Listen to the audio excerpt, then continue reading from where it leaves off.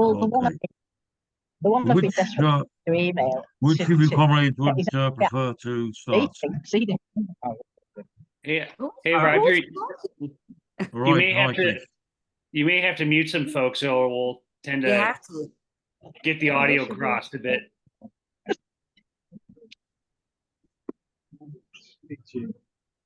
Oh dear. And we decided that I was volunteered to. Oh no, I'm going to try and put the captions on. Yes, caption language English, right?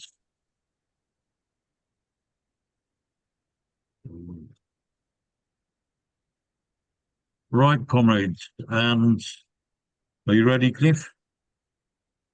Yeah, I think Joel and I are going to split this up.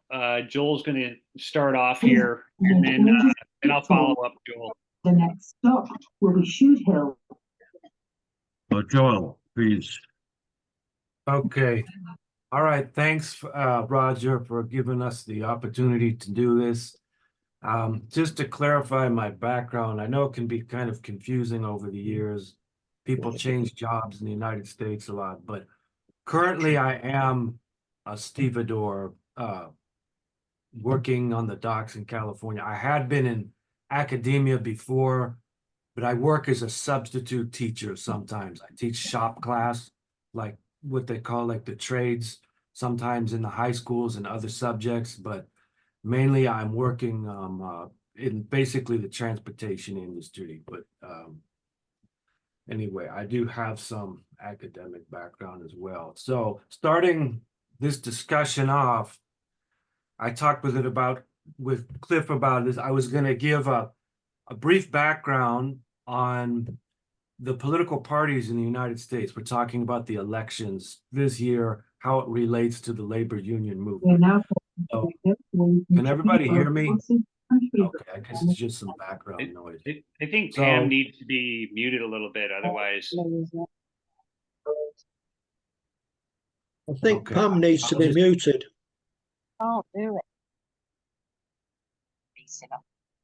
I'll just keep going anyway if that's doesn't bother people too much. Very difficult to sell. Stop talking. Oh, sorry. Oh God, you see the wrong person now.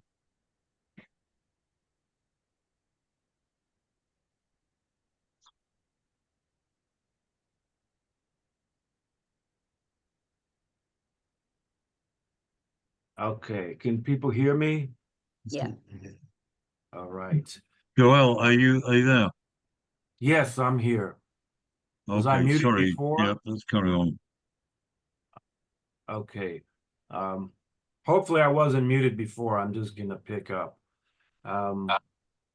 So as the historical aspect of this, I'm gonna do it a little bit more in depth, because I think by people understanding how our political system has, we call it the two-party system, how it's developed over time is going to give us a better understanding of what's going on right now with the trade unions and the elections.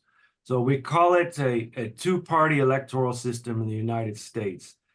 Since 1776, the time of the American Revolution, up to about the mid-19th century, just before the Civil War, there have been more or less two major parties contending for power, or one. In the U.S. Constitution, there's no mention of political parties. It has come about more through practice in the way that elections are done. The laws do call for a plurality of whatever party wins to take the executive branch, which over time has gained more and more power, especially since the Vietnam War. So whichever party wins the executive branch has more or less the sway of power in the government. The other branches have to go along with it to a certain extent, but the power for it to carry out military adventures, even without declaring war by Congress, is invested in the executive branch, along with other powers. Academics have often defended the system we have, the winner-take-all system, as a means of moving politics more towards the center and not having the extremes. That was the idea. So going into the specifics of how the parties have come about. So in the founding of the U.S., the political parties represented, on the one hand, you had the Federalists, Alexander Hamilton wanting the strong central government protecting tariffs in the industrial North. And then you had the Democratic Republicans in the South, represented by Jefferson, that represented the slave-owning aristocracy. They wanted lower tariffs so that they could export agricultural products and compete with the other trading powers, the old European powers like Great Britain. The names of these parties have changed over time, but basically, more or less, those kinds of interests remained intact for some decades, even after the Civil War. I'll get into that. So as the American expansion moved westward going into the Civil War, the Federalists eventually became the Republican Party and incorporated the anti-slavery movement. This is going into the Civil War. Abraham Lincoln was the noted leader of that party. The Democrats continued to be based in the South, supporting states' rights. And it would seem that the Republican Party around this time, going into the 19th century and a little bit beyond, would be closer to the trade unions, it would seem, because they represented industry, the North, the growing cities. But as a matter of fact, they were hostile to the industrial trade unions that comprised mainly immigrants that were coming around into the cities at this time. So the Democratic Party, allied with the South and slavery, actually represented the industrial workers who had not yet gotten into unions that could fight for them at this time. And officially, it sort of became the party that represented ethnic minorities rather than trade union class interests officially. So you had like the machine-based politics in Chicago, in New York, Tammany Hall, which sort of represented the Irish, Italian working class. That became the basis of the Democratic political party machines in the big cities. So while that was officially the party position of the Democrats at the time to support ethnic minorities in the cities and the pretensions of the South, even after the Civil War, there was still Jim Crow segregation. The actual situation on the ground was very much different. There had been workers' parties in the United States in the mid-19th century. The Working Men's Party was one of them, which it was called, was very active in the Great Railway Strike, which was integrated around the area of St. Louis, Missouri. They integrated African Americans and whites to win that, to make great gains during the railway strike. And the Socialist Labor Party and the Haymarket movement for the 8-hour and 10-hour day. None of those movements were aligned with the Democratic Party. They were all independent and were not aligned with the Democratic Party either before slavery or after. Then going into the 20th century, you have the IW, the Industrial Workers of the World, which led many strikes in industry, which was completely non-political, did not take any position in politics, although many of their leaders, such as Eugene Debs, came out of the Socialist Party, which did run candidates for president. Eugene Debs ran from jail and garnered something like 15% of the vote. So this isn't a first in the United States that somebody's been, running who has conviction on them. The IWW came about as the United States was becoming an overseas empire. Hawaii, the Philippines, and by this time, coming into World War I, both parties, Democratic and Republican, became the parties of war. Before, the Republicans had been more opposed to westward expansion, the war over Mexico with Texas. Now both parties align with war only the socialist parties being against it. Okay, so still up until this time, after the First World War, industrial workers really did not have unions at all that represented them. There was the American Federation of Labor, other unions, but that mainly represented skilled workers in small crafts. It wasn't until the 1930s, with the growth of the CIO, that as the United States became an empire, as I'm saying, and industry became more concentrated, the workers in these sectors joined unions which were recognized and then became part of the Democratic Party coalition in the 1930s under Franklin Delano Roosevelt's New Deal. That's really when the mass of the trade unions entered the Democratic Party. And to a certain extent has not changed much to this day, with some caveats. Now, during this time, the New Deal coalition that was put together in the 30s after the big strikes also included the Southern Dixiecrats, which enforced the system of Jim Crow segregation in the South. So you have the industrial trade unions allied with the Southern Dixiecrats and some intellectuals and ethnic minorities that had come to the urban areas. And this is including African Americans that had been coming to the urban areas that contributed in great part to the growth of some of the industrial unions we have, United Auto Workers, longshoremen, steel workers, and others. So, and also the New Deal coalition made a deal that farm workers, because they were considered domestic workers, would not be covered under the labor legislation of that time. So farm workers were not part of the 1930s labor upsurge in the sense that they were covered under the New Deal.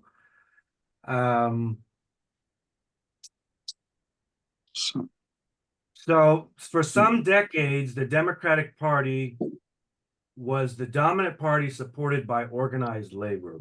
And I would also say that in the 1930s, it was when the Republican Party became basically reactionary in the sense that they did not have a program other than to say, let's go back, and to say that they were against whatever they thought the New Deal was, even if they couldn't explain it or knew what it was. And they called for an American plan of industry and isolationism going into World War II. This kind of reactionary position of the Republican Party changing from the progressive position that they had before, in a way, is not much different than how the Republican Party is resurging today. It hasn't shown its face in decades, sort of like America First. You had Charles Lindbergh, the isolationists. This has existed for, before, and it's coming back again now. A lot of people think it's the first time, but it's not. I'm gonna get into the current part pretty soon. It was not until the 1960s, that the trade union, that the Democratic Party incorporated or fought for the rights of African Americans in the South and put forward civil rights legislation. And the trade unions played a role in this, in pressuring. Lyndon Johnson did not want to do very much on this. He had to be, it was slow going, and it wasn't for the likes of A. Philip Randolph from the railroad workers, Walter Reuther, were part of the movement in the 60s, along with King, to pressure the Democrats to become to put forward civil rights legislation. So then coming into the 1970s, after the Vietnam War, you'd had the Democrats being the dominant party for some decades after World War II. You start seeing these upsets more. The Republican Party starts to come back and win upset elections, first with Nixon in the 60s. This was just after Kennedy's assassination, then Johnson. You had Nixon continuing the Vietnam War, who actually put forward some progressive legislation as far as food stamps and affirmative action. That was under President Richard Nixon. As inflation, stagflation became more prominent, and heading into the 80s, arms race deficits, the deindustrialization of the country, Republicans started to make a comeback, basically. A lot of former New Deal Democrats turned Republican. And after Reagan, you had Bush, all in succession. Around the same time, We're trying to get into the discussion. okay, not long after, you have the movement for the Labor Party in the United States coming about in the mid-90s. Tony Mazzachi's Labor Party. This came about with some activists who had come out of the 60s era that wanted to form a party that represented working people in the United States. The party was never able to agree or come to the point where they felt that they were comfortable actually running candidates. Many of the activists also came from unions which had a tradition of independence, like the International Longshore and Warehouse Workers Union, and a union affiliated with Cliffs, the California Nurses Association was part of that, having an independent tradition. At the same time, in the 90s, there was a change in leadership of the AFL-CIO. Lane Kirkland, who had long been a bastion of the old guard in labor, came out of the masters, mates, and pilots, was mainly a college student most of his life, but had some affiliation with this old maritime craft union that represented captains or something. Got himself into the position of leading the AFL-CIO during the 1980s and into the early 90s, and took a hardline position as an anti-communist, Cold War warrior. Gave money to groups in Latin America to fund pro-US candidates, called the American AIFLD. It was a way the American Labor Federation, they used monies to interfere in other countries' politics. That was Lane Kirkland's legacy. John Sweeney takes power in the mid-90s, around the same time the Labor Party is trying to get up, with the strategy of working within the Democratic Party, coming out of the Service Employees International Union, which has become one of the biggest unions in the United States. My wife belongs to it, represents a lot of healthcare service sector. So this growth also of the service sector, the deindustrialization in the United States is a phenomenon coming about more and more in the 90s and continues to this day. And you see now with the labor upsurges that have come about just before COVID, during COVID, and after. Red for Ed. These are a lot of younger workers that have been under precarity, part-time, unstable employment for many years. And they actually are seeing some gains in some areas. And there's a lot of, unions have a lot of popularity among certain sections of the working class that maybe never would have even known about unions before in the United States. At the same time that the actual numbers of them are small in comparison to the 1970s. If you look at strikes as a percentage of the workforce, they were double what they were under the recent strike waves we've had. Just after COVID, the Hollywood actors strike, the auto worker strikes at the big three, and some of the other supply chain strikes. Overall, what may we see come out of this? If possibly, Amazon could be recognized under an NLRB decision. The UAW is able to organize factories in the South in the growing the solar panel industry that they're trying to develop in the United States, batteries, the foreign auto manufacturers.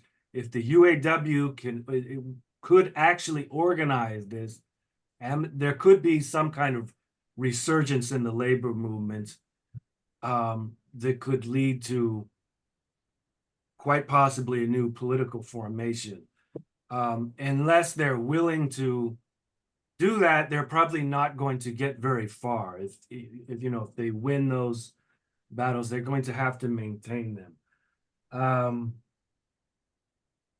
I'll just say,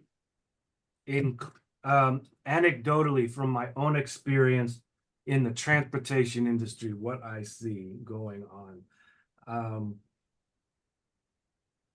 In the recent supply chain disruptions, you know, the union I'm in now, the International Longshore Warehouse Union, went through some changes where we weren't able to, the participation went down, although we brought in a lot of new members, and we haven't really recovered from that. And we are facing a lot of challenges with the issues of artificial intelligence, okay, and robotics in industrial work. These are big issues that are facing us, and you know, will become part of the struggles of the working class in general. And I see that it is hard in talking to workers to deal with this in a serious way.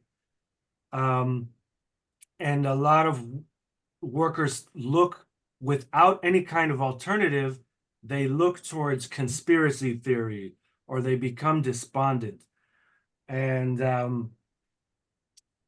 the answer, I believe, you know, can be promoted as something as saying, well, we just need to fight greedflation in these greedy corporations that are just trying to control us. It's not that simplistic. You know, we need to have some kind of an organization or an alternative that workers can look for to explain these things, like automation, why prices are going up, and not just say it's because of some kind of conspiracy, which is often what workers will look towards in a vacuum when there is no alternative. So what we need to figure out how to try to build that alternative in the unions, talking to people on a day-to-day level in a way that makes sense. And I hope we can have a discussion about that. Okay, well, thanks, Joel. That was very, very interesting, and I learned a lot from it. And Cliff, are you ready? Sure. You know, first of all, I'll start off just by saying, for those of you that don't know, my name is Cliff Wilming, and I'm actually in Minneapolis here. I was originally from Chicago, but you know, my family, we lived in Colorado for about 10 years between 2009 to 2019, and then we moved to Minneapolis. So I've been here working. I've been an ER nurse for about 17 years now. And so for the past, you know, 5 or 6 years, I've been in Minneapolis, both working as an ER nurse through the COVID-19 pandemic. And, you know, and it's right, basically having a box seat to the very large George Floyd rebellion that took place in 2020, right at that time too. I'm a union member with the Minnesota Nurses Association. I'm a rank and file member. I'm certainly not representing any official opinions here today. Maybe that's fortunate, and maybe it's unfortunate. I don't really know, and probably would depend on who you ask. But I do kind of want to like get into a bit of the groundwork here and kind of how the experience is in the United States right now that Roger alluded to in the beginning. You know, most certainly the signs of you know, having a live show in an empire in decline are pretty much everywhere you look. You know, nobody really articulates it like that, but the general experience of working class people here is very similar to where it is in many other industrialized countries right now. The cost of living is seen as excessive and getting worse. Housing has become a major crisis here. You know, right now, they're uncovering so many business scams with housing that, like, that literally renters right now, rental companies have been found to be colluding with artificial intelligence to raise the price on rent almost in an automated fashion.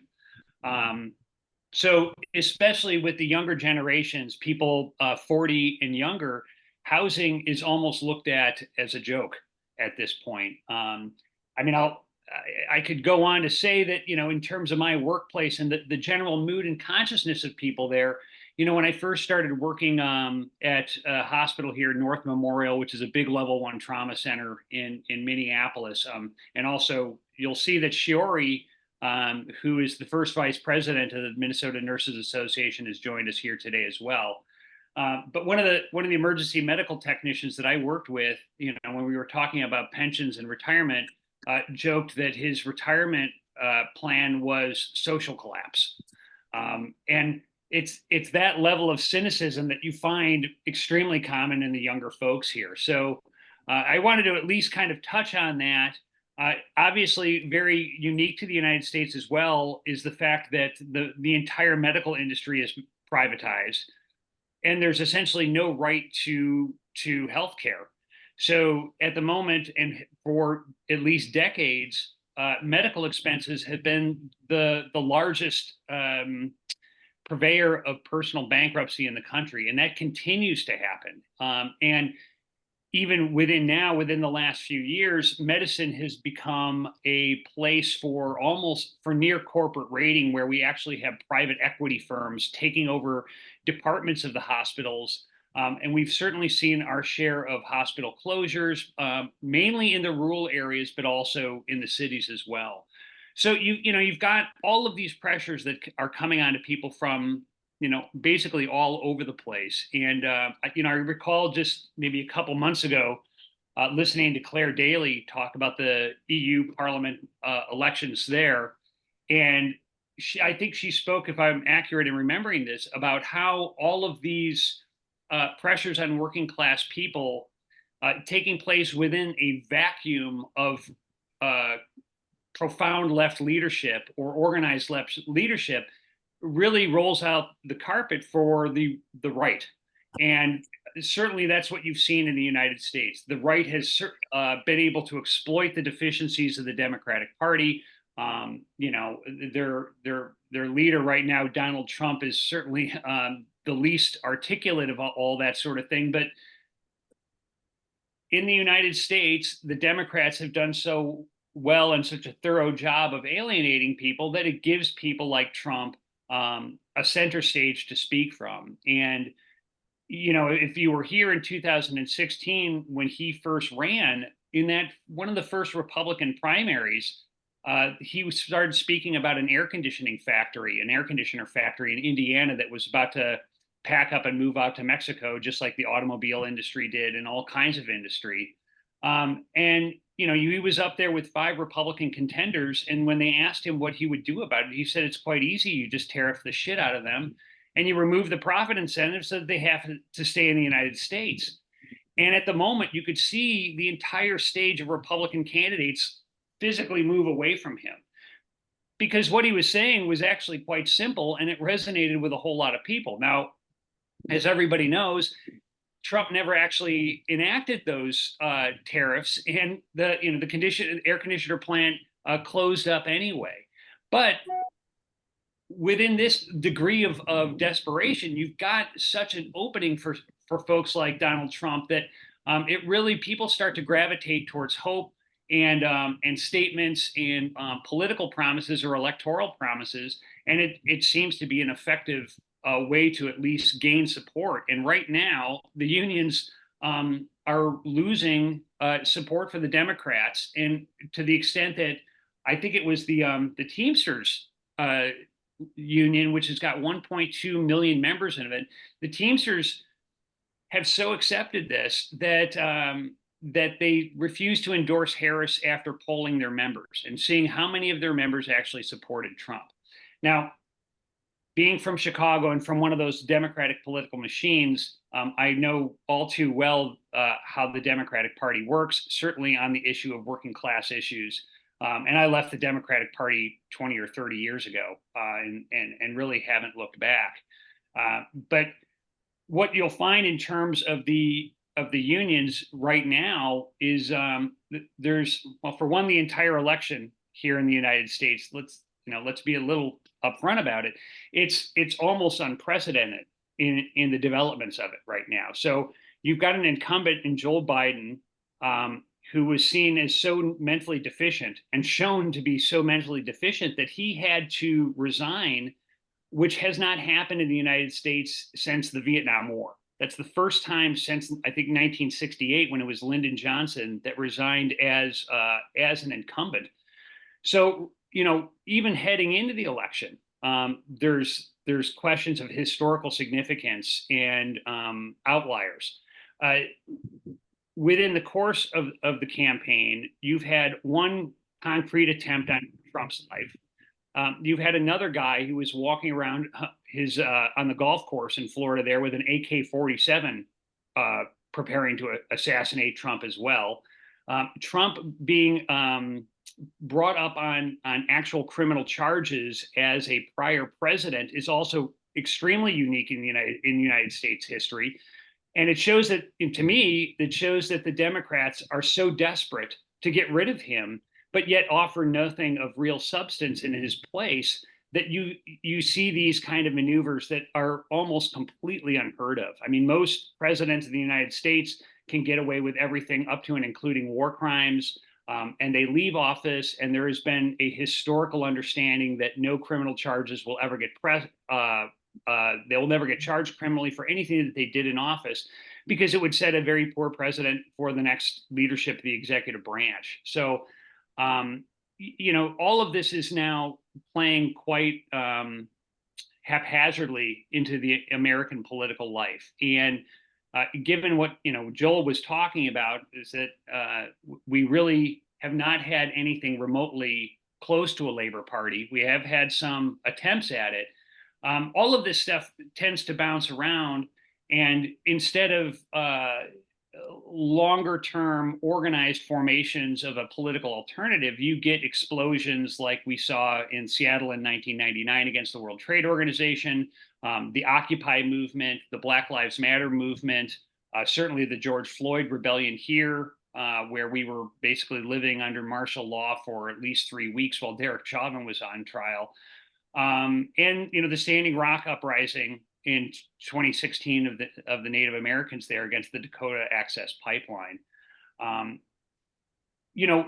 At some point, being a working class leftist or Marxist in the United States becomes a very difficult role to play, because you can find that with the retreat of the left and the retreat of the credible left to working class people, the on-ramps that you find to discuss these sorts of matters start to become very few and far between, or even strained. So I want to I do want to point out too that even within the context of all of that, there are still enormous opportunities for a real concrete alternative to this sort of thing. Like, for example, right now, I think it's 2/3 of the American population want a third party.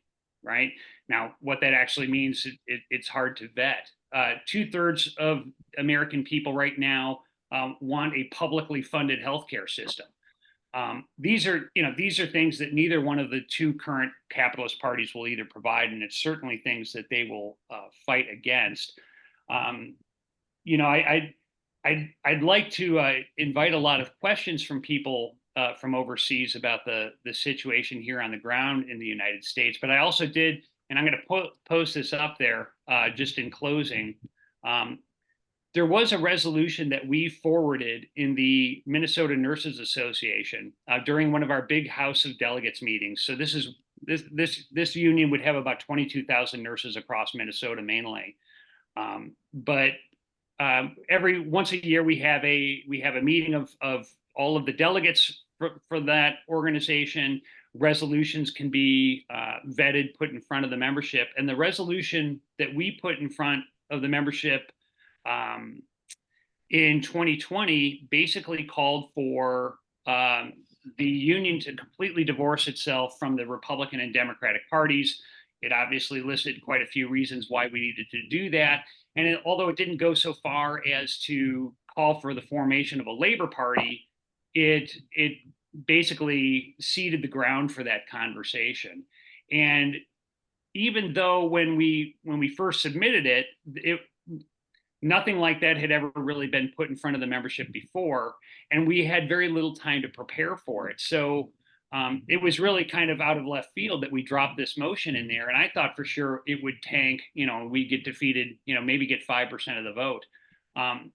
The conversation that took place in that meeting was so informative, though, with everybody asking all of the right questions in terms of our relationship to electoral life in the United States, a general or comprehensive cynicism towards most of the politicians, the lack of any kind of real power or demonstrated power that we have in any of the Congresses or legislatures across the United States. And at one point, it was actually being spoken about so highly that I thought the measure was going to pass. The union staff at that point rallied. They certainly got their people that were very indebted to the Democratic Party to speak against it, basically say, look, if we abandon the Democratic Party, we are in the wilderness. There is no alternative. And the final measure got about 27% of the vote. So I only raise that because there's such a vacuum here in terms of political alternative to these two parties that is trying to find a way to crystallize itself or something to regroup around. The real main obstacles of that is the inherent investment that the Democratic Party has been able to exact out of the unions to the tune of many billions of dollars over 10, 20, 30 years. And that's pretty much where we're at right now coming into the 2024 election. So I think I'll just wrap up there. Once again, Cliff, thanks very much, both to Joel and Cliff. I think you're a real eye-opener, given a picture of real working class life in the USA. I will take any contributions, any questions, short or long. Carol first.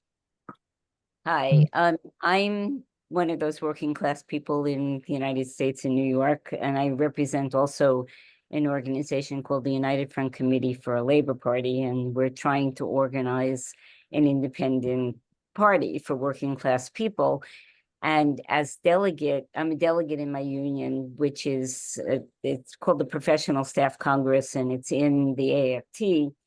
And so I've been bringing up, some other people have been bringing up, mostly me, the question of how undemocratic our union is about endorsing Harris without even coming to the members.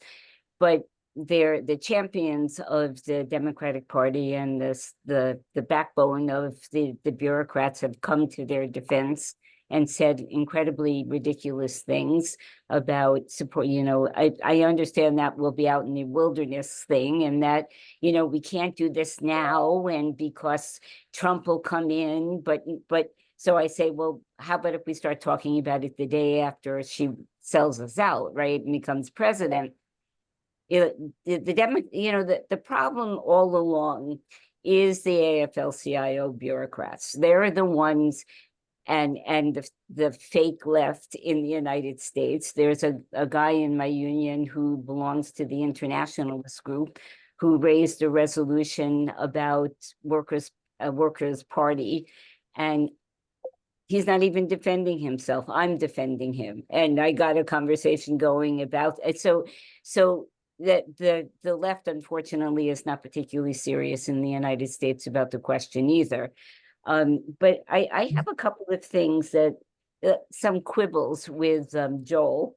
The Republican Party from the 1880s had already become the party of big business. So Hoover didn't come out of nowhere. It didn't start in 1930. At the end of the Civil War, the Republican Party was in power because they won the Civil War, and they had already become the party of big business. And the Democratic Party partly was seen as a defender of the working class because, and especially of the Irish, because the Republican Party had been so racist against the Irish in the United States that, you know, they were opposed to all ethnic, they had this group called the Know Nothing Party, which basically, if you weren't a WASP, then you couldn't join the Republican Party. So the parties were very complicated, to say the least, both the Republican and the Democratic Party, but there was no real alternative. So even there were, even during the free speech movements, where there was tremendous repression against the Wobblies, and they tried to organize something, but by that point, the AFL-CIO was already, you know, in cahoots. Essentially, they were in power, and they, you know, tried to challenge, you know, the free speech movement. They didn't defend they defended the in the 1880s, the workers who went to the gallows, who fought for an 8-hour day. But after that, by 1905, they had become incredibly conservative and didn't support either party until they finally decided that by and large, they were going to support the Democrats.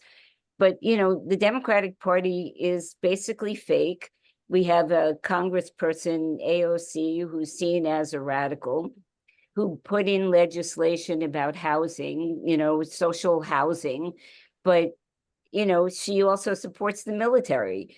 This is the state of the parties in the United States. They're not working class. The Democratic Party pretends to be working class. The whatchamacallit, the union leaders argue, you know, in support that. In fact, I'll just give you an example. There's something called Project 2025 that the bourgeoisie is planning to implement when Trump becomes president, and it's probably already on its way. It's, you know, anti-union, anti-Department of Justice, and wants to get rid of everything that has any social impact whatsoever. And there's a person in my union who I was going to be writing a resolution with against Project 2025. And so he was writing all the whereases and I was writing the resolves. And my resolves was that the union should not only educate people, but they should also up into including a strike, because this is a fascist document. And he was so incensed because he's a member of the Democratic Party as well as my union, that he not only opposed my proposals, but he also started to attack me. And so this is the position that the unions are in, essentially, with their supporters of the Democratic Party who refuse to break from the bourgeoisie. And they prefer to attack anybody who wants to raise anything political or radical in any way, shape, or form in order to protect that position. And I just wanted to say something about Nixon, that although Nixon, a lot of these things, the Clean Air Act and all of that came under Nixon, there was a large social movement in the United States. There were millions of people against the war, for women's rights, for all kinds of rights. Nixon would not have done this on his own. It took a movement of millions of people in the streets to get any of that done. But, you know, so essentially, we have to break through the cynicism. I'm not surprised that workers, they're so frustrated in the United States that they stop themselves from asking questions, from, you know, putting motions on the floor, of trying to fight the bureaucrats because they don't think that there's a saying, you can't fight City Hall. And unless the working class really changes and believes in itself, essentially the union bureaucrats use that as an opportunity to say that we can't really do anything because it's not us, it's the workers. They don't want to do anything. They're too afraid. It's their problem. And so they put it on the backs of the workers being the problem, as opposed to them being the problem. I can't even get my president to answer questions when I go to delegate assembly meetings about, okay, so should we start talking about strike? What should we start talking about? he won't respond. And that's the problem, that the working class has been made to eat this shit, while at the same time, the left has nothing to propose. And so it's not surprising that people feel stymied. But I think people are so frustrated about so many things that, there's going to be an explosion at some point, and hopefully we'll be there to bring things forward so that, it doesn't dissipate, or it doesn't end up in absolute unadulterated failure or fascism. I think fascism is a possibility in the United States, and a good one. Anyway, that's it. Yeah, thank you. Thanks, Carol. And another comrade from the USA, Steve. Yeah, thanks. Well, thank you for having this discussion. And I think obviously the question of American working class is critical, not just to America, but the world, because as Carol said, we are moving towards fascism, not just in the United States, but internationally. The growth of fascism is one of the ways that the capitalists have of crushing the working class and making themselves more profit. A couple of things. I mean, the struggle for a labor party in the United States actually happened before the Civil War, before the 1877 railway strike, with William Silvis, who was a national leader, national trade union leader, who fought for a labor party and a national labor party, and after the war raised it. And the unions in the United States, his union fought in the Civil War and fought against slavery. I think that looking at the political situation of the working class, the rise of imperialism, including the invasion of the Spanish-American Civil War, was also the rise of what we call business trade unionists, Samuel Gompers, who believed that the union should not have their own political party, but should support the capitalist parties. And he worked and supported U.S. imperialism. In fact, he went to Puerto Rico because he was worried that the Puerto Rican workers would undercut American workers. And he wanted to organize there so that wouldn't happen.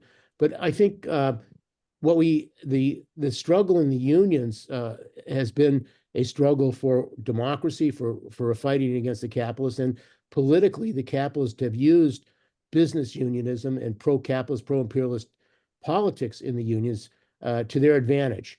And they supported the companies, supported these right-wing conservative unions, including in the Minneapolis Teamsters strike, which I think most of us know about, where the capitalists work with the trade union bureaucracy and the Democratic Party and the bosses to actually attack and destroy the Trotskyist leadership of the Minneapolis Teamsters strike.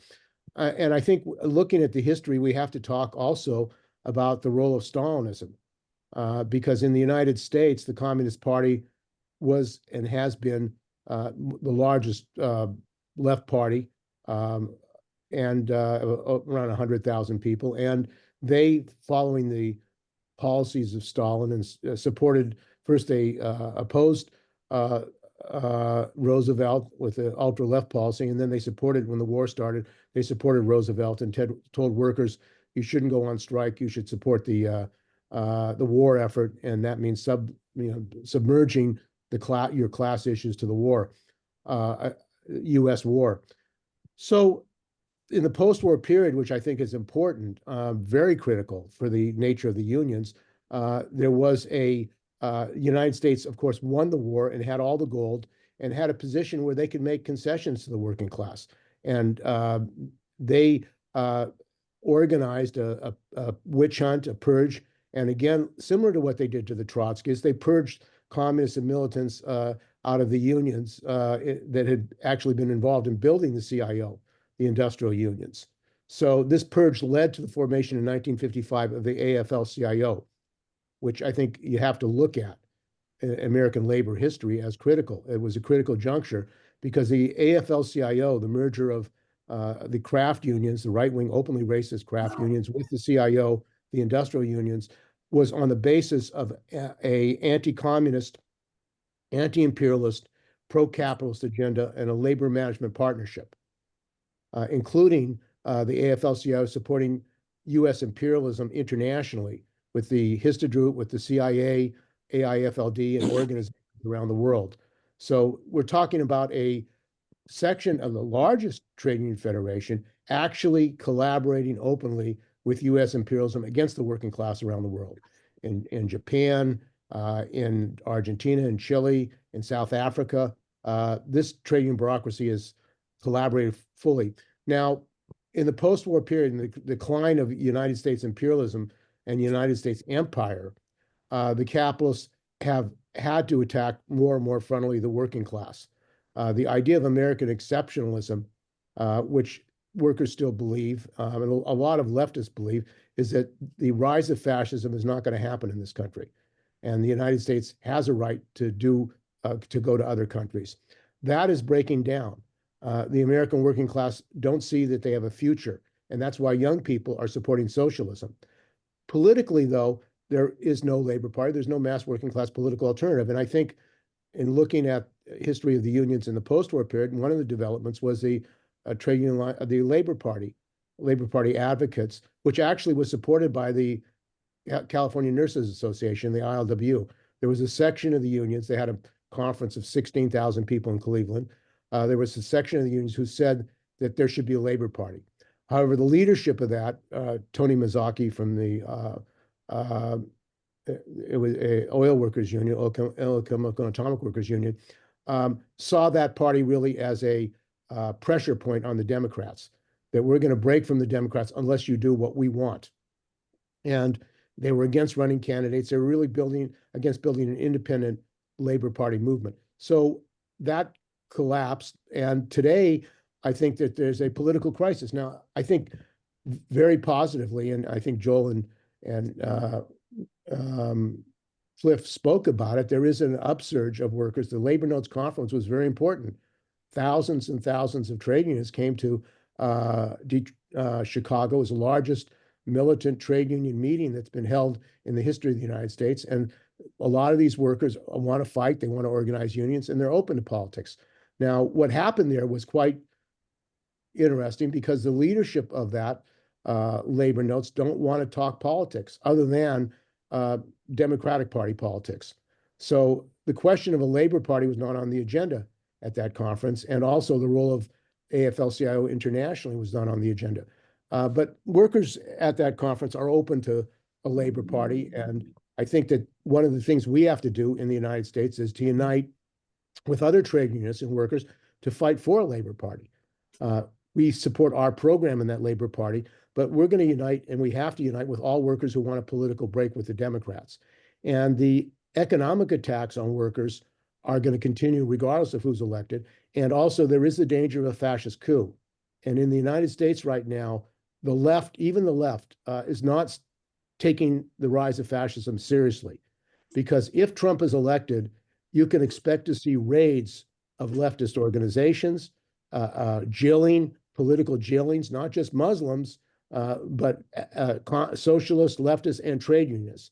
And the Vermont AFL-CIO supported a general strike if there was an attempted coup and insurrection, and they were threatened by Trumka, the former head of the AFL-CIO, that put in trusteeship.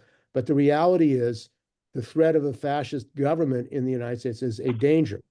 And one of the things that those people who are for a Labor Party have to do is to warn the workers and say, we have to prepare for that possible reality. Because Trump has said he's not going to accept anything other than So I think as far as the United Front, and I'm part of this United Front Committee for a Labor Party, we have to unite with all workers who want to see a Labor Party, and we have to raise the issue of what a program, nationalization of healthcare under workers' control, the workers running things, and also lastly, the danger of an imperialist war, because the United States wars in Israel, the genocide, the threat of a world war are looming greatly. And only the working class can really stop it. And the working class is not in the United States particularly organized to stop this imperialist war drive of the United States. Thank you. Well, thank you, Steve. Joel, do you want to come back? Can we also encourage comrades who are not from the USA not to feel any inhibition in coming in? Oh, okay, I see Finn is on the list now too. So Joel, do you want to come back quickly? You obviously you'll have a right to reply at the end. Okay. Well, I appreciate Steve and Carol's comments. I don't want to get bogged too much down in the historical aspect of it, but it is important. That's why I spent a bit of time on it. And as far as the comment on the Republican Party being pro-business by the late 19th century, yes, I very well recognize that. And I mentioned the comment about the ethnic minorities. And this is why in the United States, I mean, we talk about identity politics is a new phenomenon. It's, this is the way that the political division was portrayed at the time, was as of the Democrats supporting the ethnic minorities in the cities, the Irish, the Italians, in these associations, but still was not. The Democrats weren't pro-union either. Well, they were for that particular group. The Republicans supported the craft unions in the industry. At any rate, with they became overtly pro-business into the 20th century, with the exception of the West, the Western United States. You have sort of the progressive Republican movement that fought corruption in the big cities, the muckrakers, which eventually did become imperialists. This is the whole phenomenon you see with William Randolph Hearst, Rosebud, starting off as this anti-corruption activist and then becoming a yellow journalist imperialist. Basically, this whole story of which the industrial unions in the West very much railed against. The ILWU, the union I come out of, went up against that sort of pro-business Republican turned imperialist strategy in the Western United States, which developed industrially later than the East. And it was much more rapidly and in a sort of a vulgar way. Talking about how to get forward the idea of an alternative in our unions and what goes on. I see what Steve is saying, the threat of the growth of fascism. How do we organize against this? There's a method. I have people in my union who come up and rail at the leadership because they support a Democrat on this or that, the other position, and then will come back to me and ask me why I don't support them. Ignoring all the other workers in the room, who have no connection with the left any in their lives, but they want to talk to other leftists and accuse me of being sectarian, but then be sectarian towards the working class. I'm actually supporting right now in my own city of Oakland, I'm against a recall campaign against a Democratic politician, because I think we have to recognize, at least when fascist-like ideas are circulating around about certain Democrats being, aligned with George Soros or something like that, you have to call workers out on things like this and at least defend liberal democracy at the local level, even if you're not going to support the Democratic Party, in the presidential elections, but at least on certain issues, a recall campaign that's costing the city, the county, millions of dollars. I am supporting the effort to stop this subversion of our local democracy here in my city. And I get into arguments with certain other people on the left who say I should, accusing me of supporting a liberal Democrat. So, I think we have to have a method in how we deal with working class people in these issues. And, if you're just going to get up on the mic and say something like, and criticize the leadership of the union for supporting that Democrat, and then step down and say you want to work, it doesn't go anywhere. So I'll just leave it at that and let other people talk. Yep, thanks, Joel. Finn. Yeah, I'd like to begin by thanking Joel and Cliff for very valuable, very interesting information about what's happening in the States. And also Steve's warning about fascism are very relevant, because that's not just simply a matter for the United States. The question of fascism is a current issue right across Europe at the present time. There are some countries where the fascists have fringe influence, and some countries where they have more significant influence. And the right wing is gaining all the time across Europe. So it's not just an American question, and it's necessary to organize against that. I want to make another initial comment. Some people see that in America there's this problem about the creation of a Workers' Party, and that makes America unique. Far from it. That's a problem now that faces most of the Western countries in Europe. For example, I mean, I'm in Ireland. We don't have a mass Workers' Party in Ireland. The two main parties in Ireland are two conservative parties, and in a recent opinion poll, they achieved between them almost 50% in support at a time of rising or falling living standards, huge issues with regard to housing, rising problems about accommodation of asylum seekers, in the midst, and the health service crisis and education shortage crisis. In the midst of all that, we don't have a mass Labour Party or a mass Workers' Party. And likewise in Britain, since Starmer took over the Labour Party in Britain, there is now no mass Workers' Party in Britain. And we can say the same about the disappearance of the Socialist Party in France, and likewise in Italy. So it's not a uniquely American problem. And that's why the discussion as to how we're going to achieve a Workers' Party is important, because of some general principles. When the Second International was founded in the late 19th century, the idea was to create mass workers' parties across the globe. And that's where we are now. We're trying to create mass workers' party, and not just in America. But I want to make a couple of specific comments about America. There's a very rich socialist tradition in America, which is not often referred to in the discussion. There have been several socialist and left-wing parties, some more influential than others, but there's always been a strong left, socialist, and communist, and Steve has alluded to this, communist tradition in America. The Communist Party cuddled up during the period of the New Deal to the Democratic Party, losing their influence as a left-wing force at that point, because they saw their future as linked in with the FDR and the rest of it. A disaster, but nonetheless, that tradition is there.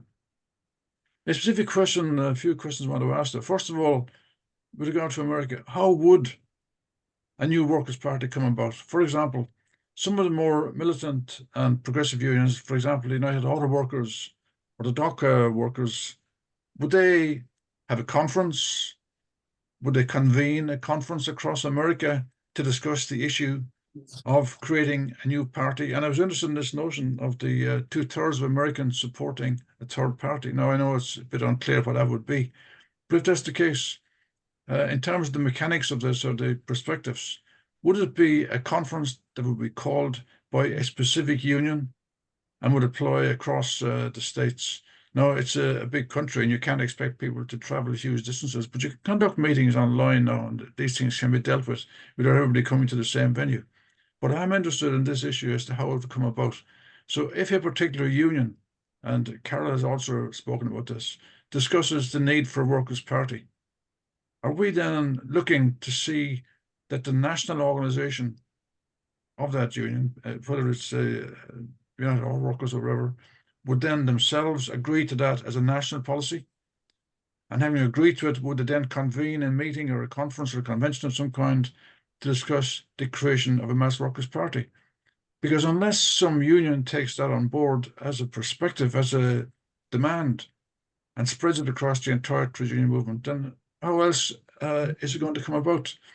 There's also movements such as, again, it's been alluded to by the American comrades, the Black Lives Matter. There was a mass movement, not based on the unions, but a mass movement of people. Incidentally, not just in America, Black Lives Matter also spread across other countries, such as in Britain. But that could have been the nucleus for a new drive towards the creation of a progressive, community-based left-wing party. Now, it wouldn't be a Labour Party, but in the course of its development, it could have incorporated and brought into its ambit trade unions, local activists, local branch, local organizations, local sections. But what happened was, as the comrades maybe can explain a bit more, the leaders of the Black Lives Matter movement folded into the Democratic Party. It seems to me, and I may be wrong about this, I'm interested in the American comrades' opinion on this, in the same way that the union leadership folded into the Democratic Party, and the leaders of the unions now see themselves as a lobby group. This is in America, I'm referring to now, as a lobby group for the Democrats, rather than an independent organization themselves of workers. Now, I'm interested also in this. Now, I don't have any illusions in the Democratic Socialists of America. That's not the point I'm making. But the Bernie Sanders movement and the Democratic Socialists of America, what future does that kind of? There's a lot of loyalty to Sanders because of his left-wing ideas, not because of what he did and the betrayals that he would be responsible for in the Democratic convention, but the young people who supported Sanders and were gathered to some extent around Democratic Socialists of America. And also this magazine, Jacobin, which we get here from time to time, shows a lot of younger people looking to socialism as the solution. And what's their relationship, the various groups have mentioned, to this development of a new mass workers' party? These are questions I'd like to hear a bit of detail on. But my main question, I just want to go back to it again, is I agree there's a need for a workers' party, but how will it come about? There's lots of left-wing groups in America. There's left-wing people standing for election all the time in various local bodies, regional bodies, federal and state institutions all the time. Everything from school boards right up to Senate seats. But how will these groups be brought together? And how will a mass party come about? And what steps should we be arguing for now in order to make sure that that should come about? Once again, thanks, comrades, for your opening contributions. They've been very informative and very stimulating. Thanks, Finn. I see, Steve, you have your hand up again. Is there any other comrade before I call you back who have not spoken yet who'd like to speak? Okay, Steve. Yeah, well, I think that, I'm actually very optimistic about the development, potential development of the Labor Party. Because as we know, there is a militant class struggle tradition in the United States. The IWW, there are many Knights of Labor, and the militant struggle in the 30s. So it's a rich history. And actually, the one threat that the capitalists have and the danger that the capitalists have in moving towards fascism is the Black working class. Because the Black working class, particularly in urban areas, but in other places as well, has tremendous power.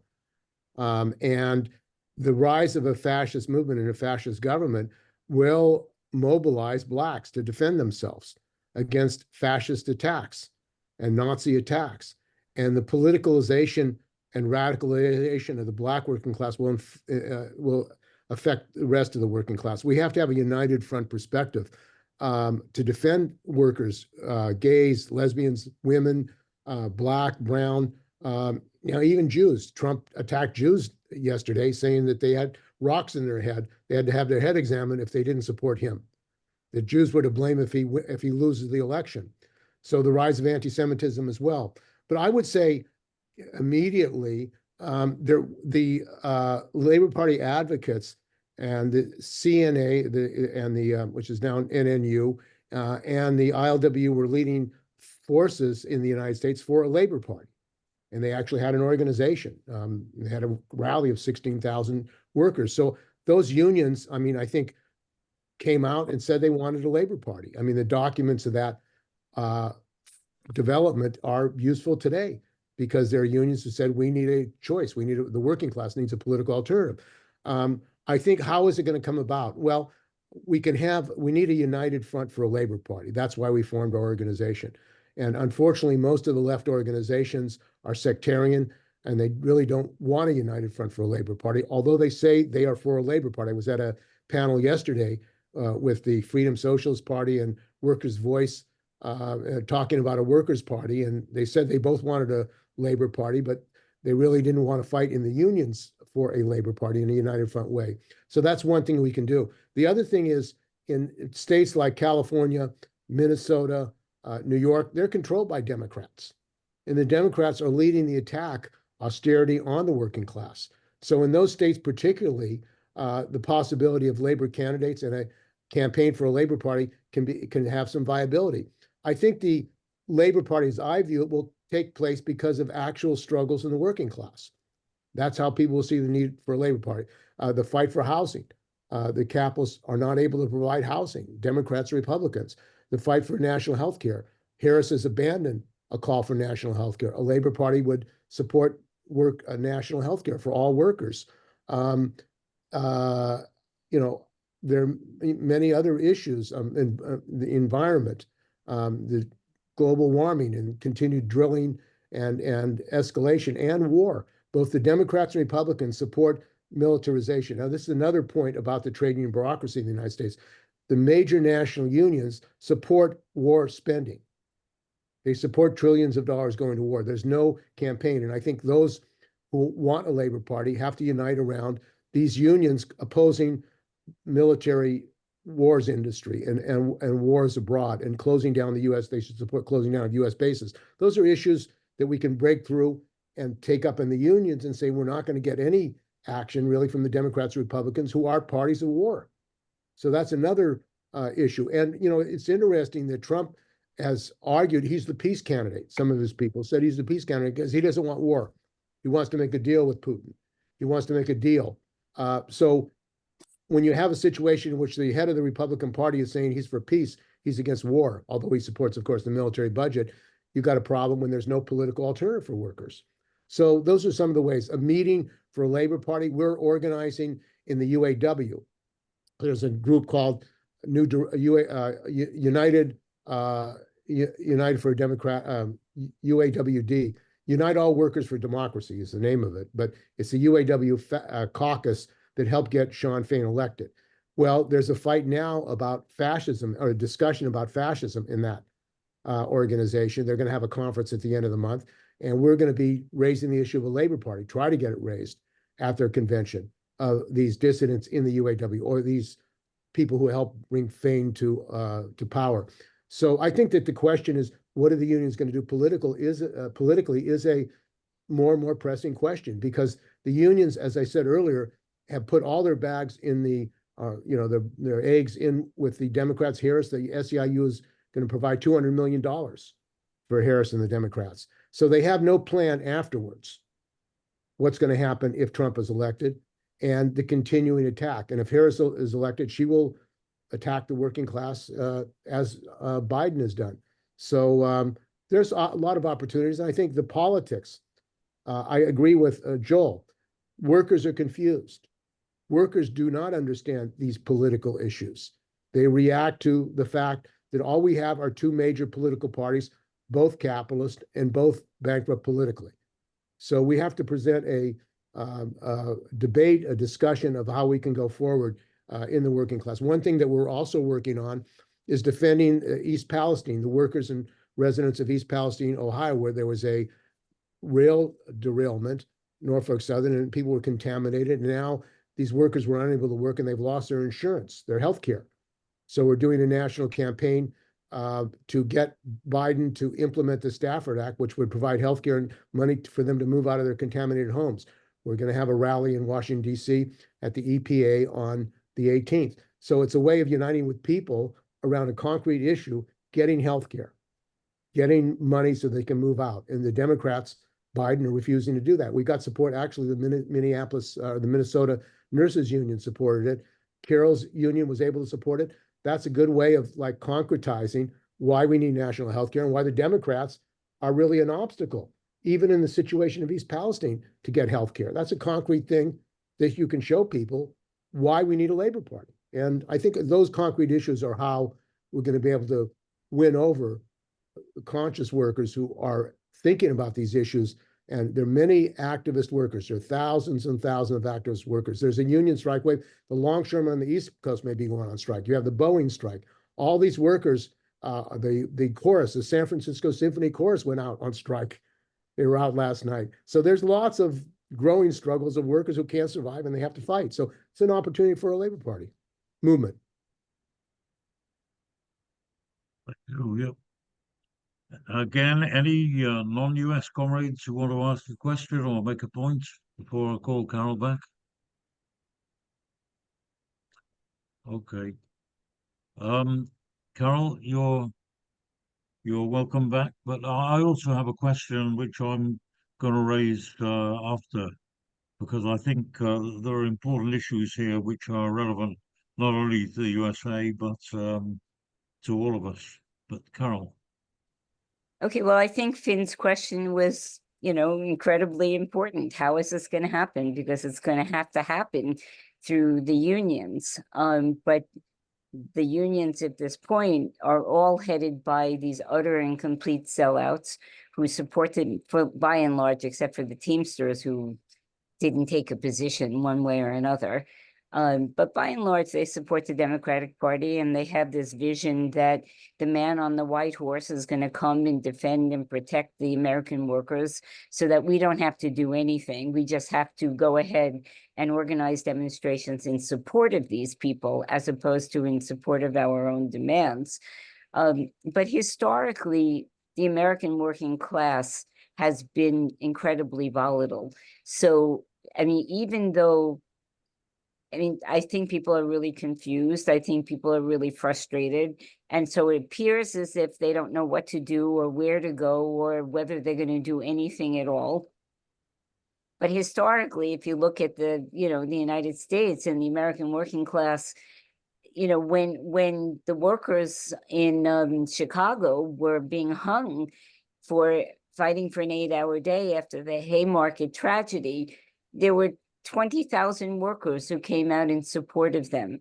And in the 1930s, there were millions of people on the streets. The American working class just pushes everything down, and then all of a sudden they explode, unlike in other places where workers see themselves as workers and fight as workers, and whether they're successful or not, it's an okay label. In the United States, it's not an okay label. So when you have all these people who are denied health care, and this is so incredible. In New York City, a couple of days ago, our mayor is Black, right? He's a Democrat, but he's so militaristic that he's been training the police department to just shoot people. So there was a guy who was a fare beater. I don't know if you heard about this, but he was a fare beater. He ran onto the subway. A cop ran onto the subway after him and shot at him in an enclosed area. And one person, I think, is almost dead. Other people, 2 other people were hit. And so this racism, and knowing that it's a Democratic Party person that did this, is going to lead to it has to. I mean, in 2020, there was an explosion in Minneapolis because of the murder of, this is an everyday occurrence in the United States. It's not unusual that Black people are shot, killed, strangled, whatever. But it hit at the moment where people were so angry and so frustrated that you had not only millions of people in the United States, but internationally that came out in fury. And so, in the United Front Committee for a Labor Party, we hope to pull people in from different unions who are going to agree in this need, who will take it back to their own unions. So when that explosion happens, because that's inevitable, that's the history of the American working class, that we have something to offer. Because as I said before, the union leadership has nothing to offer. And as a matter of fact, not only do they not have anything to offer, when you ask them questions, they don't respond, and they hope that that will send you away, and that you'll just accept the fact that it's impossible to change anything. But in New York, there are 90,000 people that live on the streets, and there's tremendous homelessness. There's tremendous, inequality. There's 136 billionaires that live in New York City alone, right? And 90,000 people live. It's so outrageous that people notice, right? You can't hide any of these things. But they need some people to talk about, you know, what we need to do. And unfortunately, as I mentioned about the IG who put in this resolution in my union about a workers' party, they're not even fighting for it. So the left is for shit. And so we have to find people who are willing to talk about these issues and who are serious and want to bring it into and do exactly what Finn said, to bring it into the unions and have the unions call, you know, to develop not necessarily programs, but conferences about Labor Party, and in those conferences, you know, discuss what the program of these Labor Party, you know, should be. And, you know, just finally, I was at the Labor Nurse Conference and there were like almost 5,000 people there. And these are trade unionists by and large who were there, so that I know that things are ripe. It's the question is, are we going to be able to get there on time before, you know, fascism ends up hitting the United States? Okay, thank you, Carol. Is there anybody else who has would like to ask a question or make a point? Actually, I just might make a couple of comments. Haven't got a prepared contribution, but I think it arises very much from what all the comrades, all the US comrades have said. The question is, there's a point that I've made in relation to Britain. We also have something like your campaign for a Labour Party. We have what we call the campaign for a mass workers' party in Britain, which is really it's just a glint in our eye at the moment. We're just starting it. We just founded it. But the point that we're making is that there is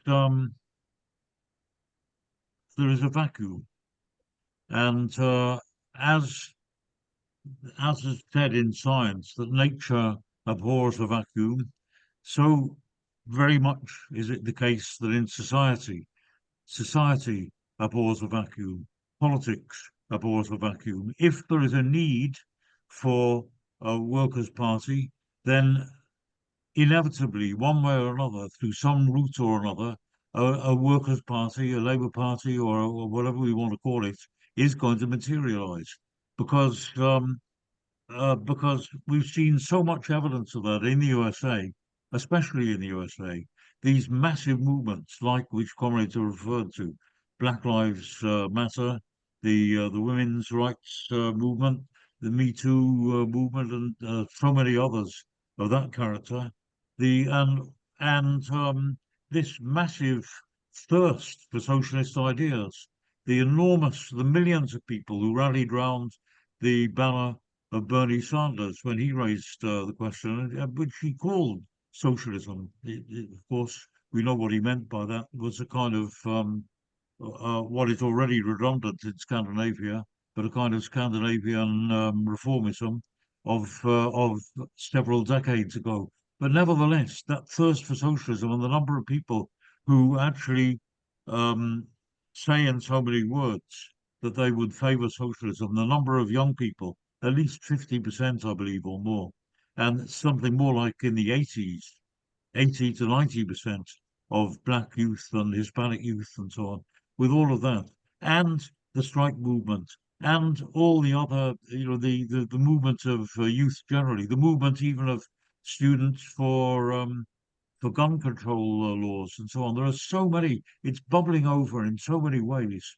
that I cannot see that any possibility that the population will just roll over just because a nasty demagogue like Trump happens to win an election. Now, I agree with Steve that obviously Trump would try to enact the most horrific repression and mass incarceration. Well, you already have mass incarceration, but direct and overt political victimization and all the rest of it. But we'll see such a response to that.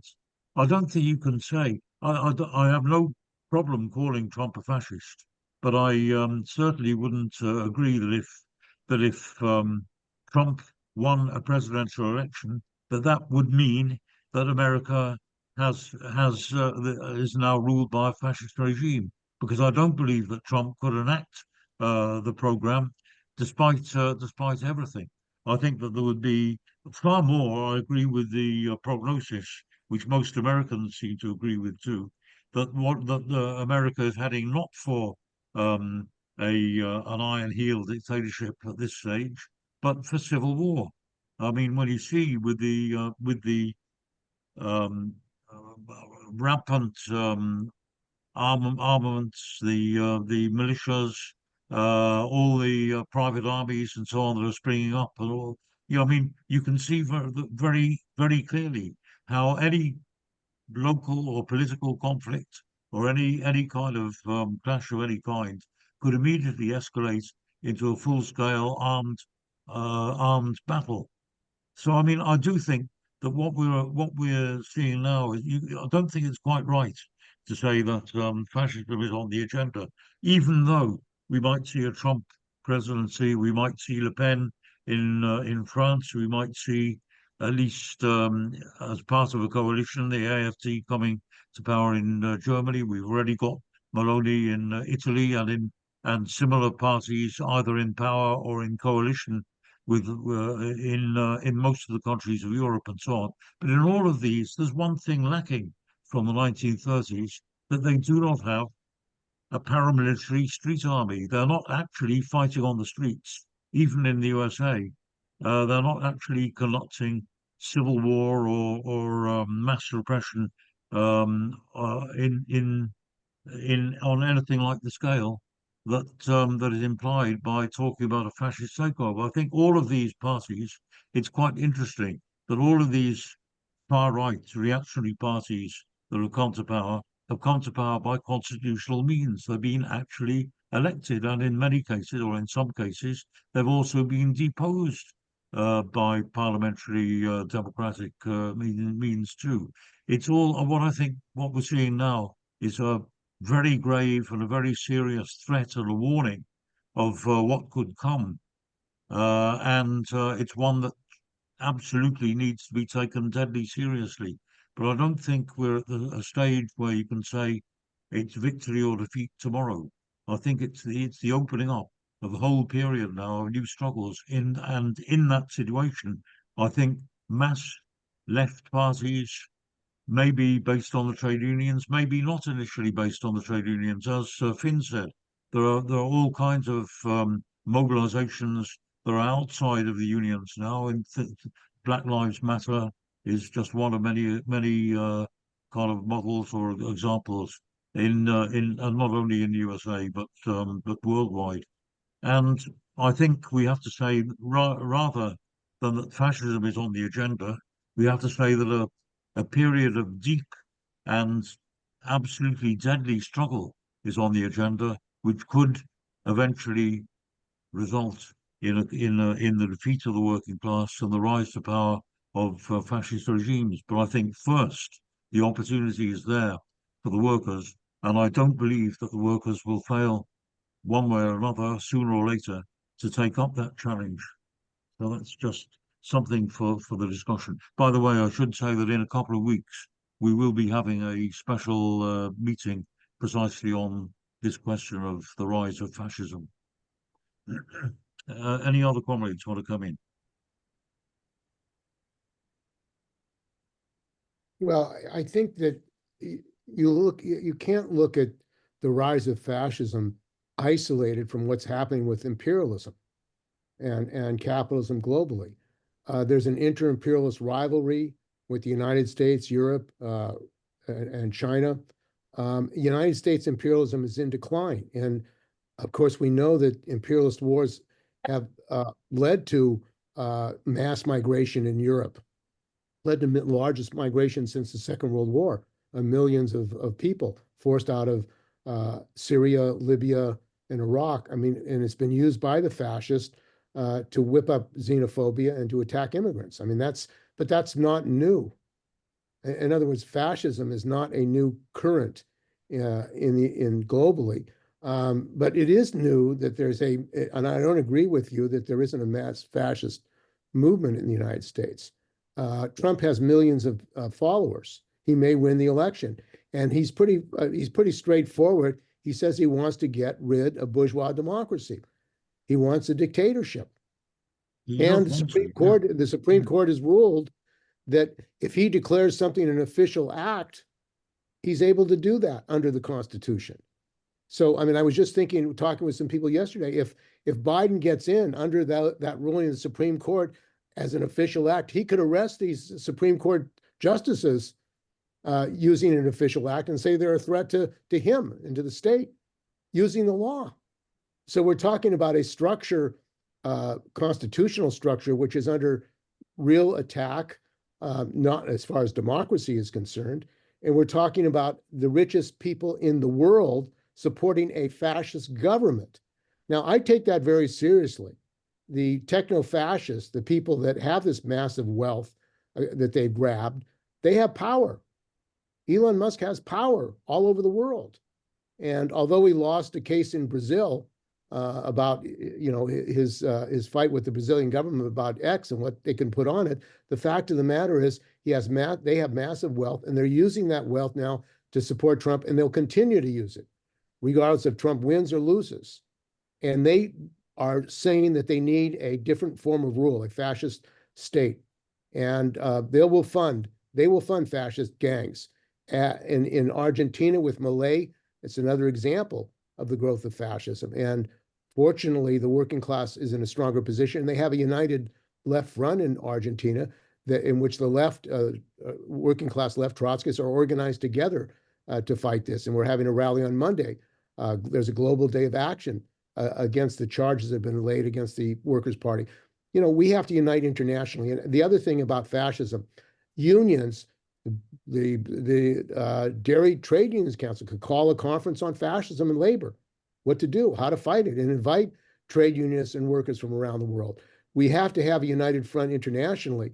The Maduro government called a rally last week for a united front against fascism, a popular front against fascism, but it includes governments that are repressing their own working class. It's not a working class united front. And I think us building an international working class united front would be a very positive step that we need to do, and get unions involved in that who want to fight fascism. And there are unions and workers, and particularly Black workers and others, who are concerned and see this is a life and death question if Trump gets elected. And that's why they're supporting Harris. They see that's the only way in the electoral arena of stopping Trump. But, you know, I think your effort in Britain for a campaign for a mass workers' party, I support that idea. There needs to be a mass working class political alternative in Britain, as there does in the United States. I mean, the political vacuum in South Africa, in Korea, there's a global political vacuum. It's not just in the United States where there's no mass workers' party. All right, thanks, Steve. Carol, you want to come back very quickly because we are running out of time, and I want to give Joel and Cliff a chance to reply to the discussion. But last word to you, Carol. Yeah, I agree with you, Roger. I think that we're headed for a civil war, but it's a one-sided civil war because the right wing has already got guns. I mean, there are more guns in the United States than there are people. And they're basically in the hands largely of people who are white supremacists and, reactionaries. So it may come down to that kind of thing in the first place, but ultimately, if there isn't a challenge on the part of the working class, which I think you think there will be, and I think there will be, then we will be headed for fascism because there's no getting back to any sort of normalcy. And if in fact there is some sort of civil war and the working class loses because we're not armed and in politically, with guns or anything, then I think fascism, is on the agenda, unless of course we have war with China first, and then all bets are off. So. All right, thank you, Carl. Who wants to go first, Joel or Cliff? I'll just go quick, unless Cliff really wants to, but I think there's been a good discussion. the political vacuum, political alternatives in the United States.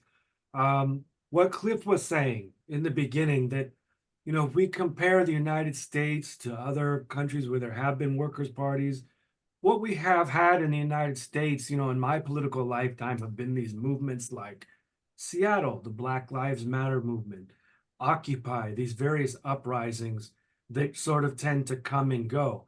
There have been some long-term goals or issues, you know, around environmentalism, racial justice, promoting democracy in the midst of privatization, but they tend to get lost. I mean, one of the ones, you know, that I was kind of hopeful for was the alliance between the environmental movement and the labor movement, which people had been promoting in the Labor Party, that many of the activists around Rogers' group and as well as Steve Zeltzer were active in that Labor Party, and they attempted to merge with the sort of consumer rights environmental movement. And but I see, you know, in working with the Democratic Socialists of America and their kind of campaigns and Standing Rock, that this alliance, you know, it really hasn't lasted. And if I talk to especially industrial blue collar workers in my industry, they don't, there's more and more hostility towards or misunderstanding, I guess is a better word, towards the progressive politics that might promote like a sustainable economy. They see it almost in a backwards sense, in a confused way, as a threat to their jobs, unfortunately. And I think a lot of these things, you know, Steve has been trying to do. We went to the rally at Tesla. These are good opportunities to intersect with workers who have campaigns around injuries. I talked to a couple workers that have had long-term injuries on the docks, and they got a chance to get their message out. There weren't that many of us, but I would have never met these people. We can build these alliances. I think, you know, in my union, one of the big things that there's a lot of misunderstanding around that I see that is happening because of the vacuum is what is going to happen around the automation and artificial intelligence that's being promoted alongside at the same time, how, you know, we are going to make that sustainable, because maybe there are drastic ways we could change this industry, the maritime, the longshore industry, to make it more sustainable and work, you know, and understand these technologies that are happening if they were explained to people, and not assume, as a lot of people do, that blue collar workers are just stupid. In the United States, this is kind of an assumption that that blue collar workers are not going to want to understand the big picture of how these things like automation work. All they care about is a box coming on and off the ship or something. That's, if you actually talk to people, they do want to understand these things. They care about these things. They just they need to know that they're not alone in this, and be able to, and have a plan where they can put forward a way where we can keep these jobs in a sustainable way, you know, taking control over that automation and maybe descaling it, making it smaller and decentralized, but still having people involved in it, you know. But we don't need these masses of containers coming in and out. It's totally unnecessary. So I leave it at that. Thanks, Joel. Cliff?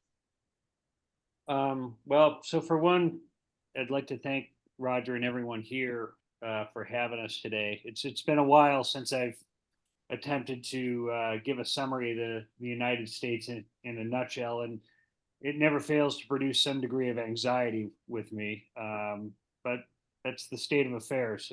If you're not anxious or pissed off, you're probably not paying as much attention as you should. So also too, you know, I'm happy that Finn pointed out too, that the lack of a mass workers' party is a critical issue far outside of the United States. That it's just not the United States that's suffering from this kind of a vacuum or this lack of alternative. And within that as well, the central question, which is like, how do we promote that, or how do we initiate discussion of that? Because frankly, when I talk to my coworkers, and you can do all kinds of polling or research online, or, an academic kind of pursuit of people's perspective. When I talk to my coworkers who are very mixed, I mean, we have the classic kind of urban Democratic nurses, that, have liberal kind of leanings and this sort of thing. And there's also the Republican rural nurses as well. So, even within my union, it's quite, at least on the surface, politically diverse. When you get down to the working class issues, there's a hell of a lot more agreement than disagreement. And, when you start to talk about, the way I have always tended to raise it, especially within the context of the pandemic, where we were all being called essential workers. I mean, for 2 straight years, every worker that was needed to make the society function was called an essential worker. There was a generalized panic within the ruling class to make sure that we could get there, to get the factories running, to keep the hospitals functioning. Like, at every possible moment of every day, the central role of the working class was undeniable. And somehow, rather than leveraging that to a massive ownership of the economy and a massive increase of power, the labor leaders were able to engineer just the opposite: a sense of desperation, a sense of isolation. And, that has really been somewhat hard to recover from. And, I know, going down the numbers of these, the strikes that are occurring right now in the United States, and the relatively new escalation in those strikes, to a large extent, those formations are still relatively contained by the labor leadership of the Democratic Party.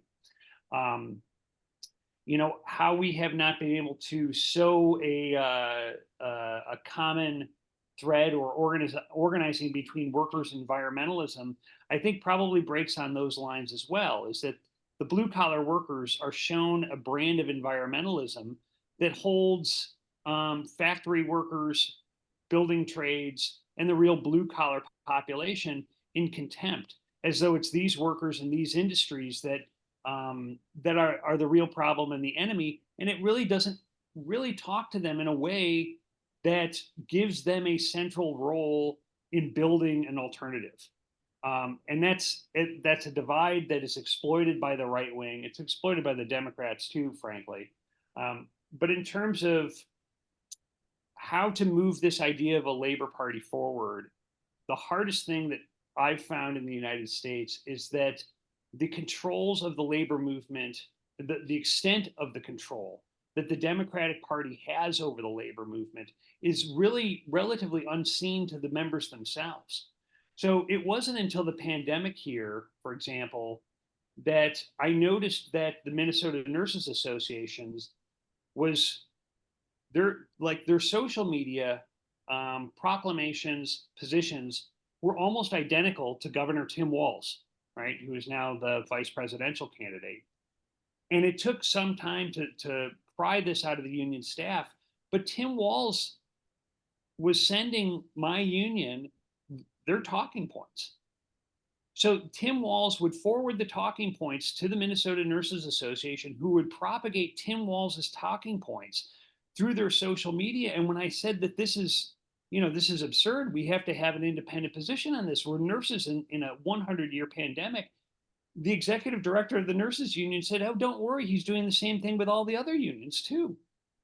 So it's which, of course, I'm not proud to say it, but it left me a little slack-jawed.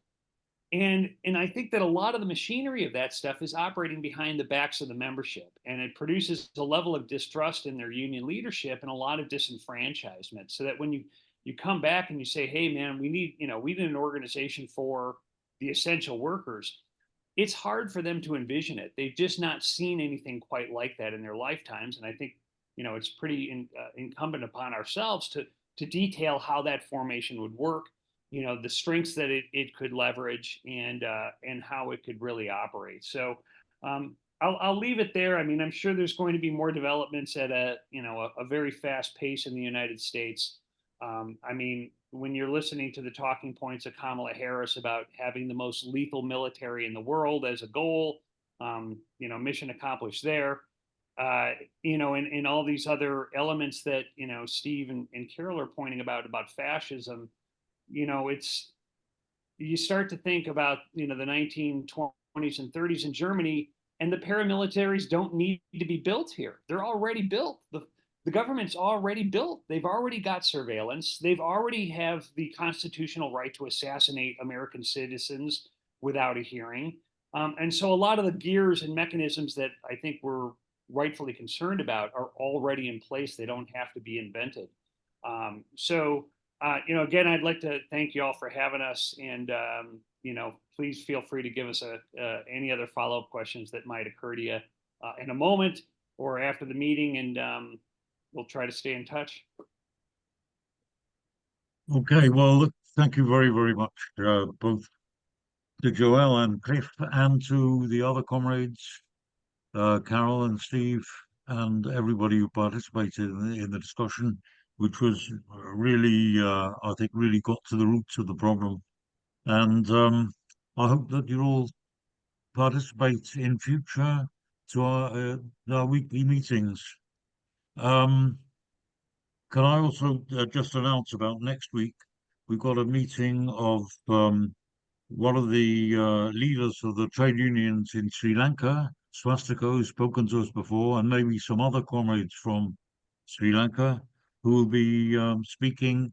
Just yesterday, there was the presidential election, which was quite a shock, quite a big upheaval, because it was won, at least going to a second round, but it's almost guaranteed that the winner will be a party that has really transmogrified itself from the JVP, which led more than once, which twice led uprisings, guerrilla uprisings, if you like, and mass uprisings, but unfortunately based on a kind of combination of left romanticism, Guevarism, and so on, but at the same time with a distinct communal, pro-Sinhala, anti-Tamil flavour to it. But in any case, it represents a big change and a big upset for the ruling class, for the ruling, previously hitherto ruling parties of